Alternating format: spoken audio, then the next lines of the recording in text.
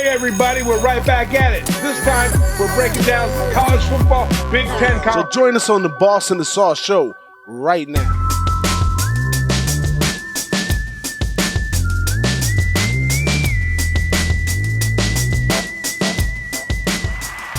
What up, though?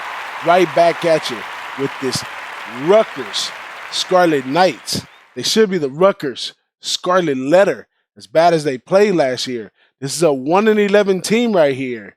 This year, they get 5 back on offense, 5 back on defense. Now, fourth-year head coach Chris Ash, his seat got to be getting a little hot right now.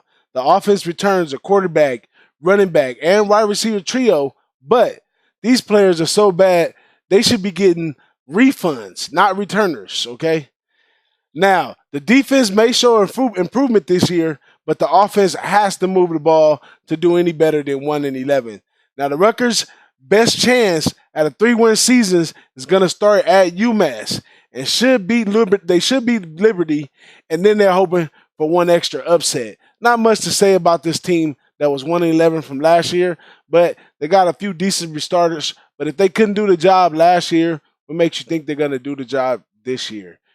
BigRagoo, put some sauce on this situation.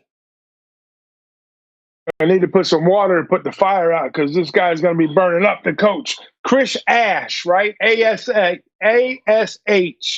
He's got the perfect name for his coach because somebody lit a fire under his ass because he's going to be gone if he has another team like this. Ever since he's been there, the team, offensively has been ranked 130th. How many teams in the FBS? 130, so they're dead last in offense.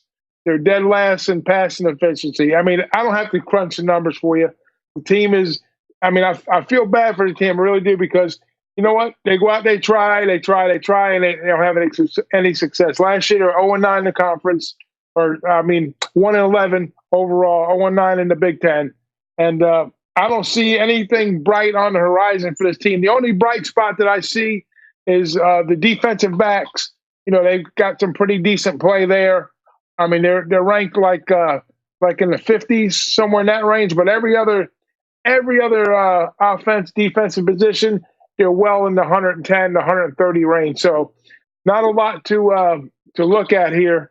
And I got a feeling that this might be Chris Ash's last year as head coach of the Scarlet Knights.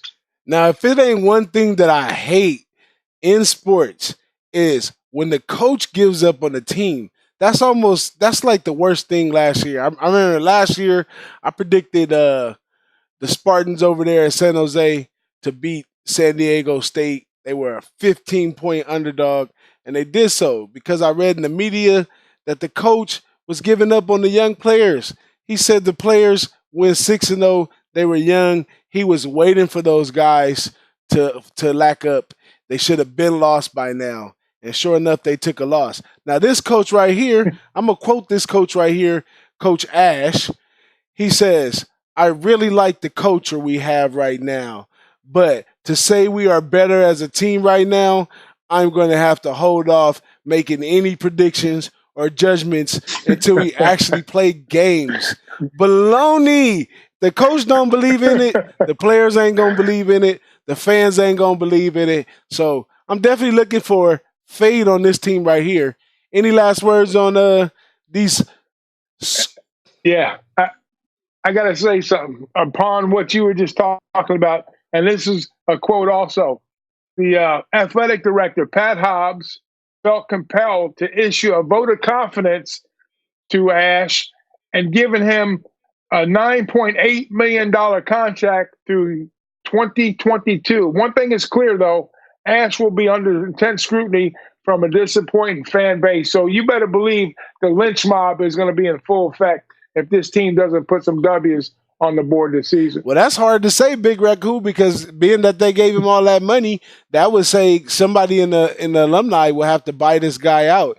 If the fans and the alumni is not interested in the game, nobody's going to be interested in buying the guy out the contract to get a better coach. They might as well say, keep the coach, put the money over on the basketball team. But we're not going to stink up the Boss and the Sauce show, talk about the Rutgers, unless we fading them to make some money. So we're going to keep it moving off to the next squad. Let's go.